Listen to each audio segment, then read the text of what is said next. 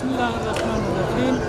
Ben Nazar Muhammed, Çin adım Nazar Mehmet, Mavruf adım Atişan Muhammedi, Atişan oğlu Atişan, Maktumuri'nin 47. neberesi, Atişan'la Anna Kurban Akun oğlu, Nazar Mehmet'in oğlu, Nazar Mehmet'in Anna Kurban Akun oğlu, Anna Kurban Akun, Birram Oğlan'ın oğlu, Birram Oğlu Karzam Oğlan'ın oğlu, Karzam Oğlu Kayırlı'nın oğlu, Kayırlı da Devlet Mehmet Azadi'nin oğlu, Kayırlı Maktumuri'nin kişi kardeşleri. Biz şunun nebiretinden yayılan adamlar.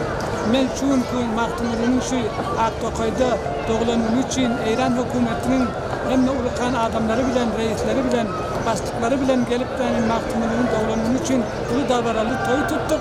İnşallah Teala gelecekte Türkmenistan'a Maktumuri'nin mücessemesini, heykelini beceriptirler.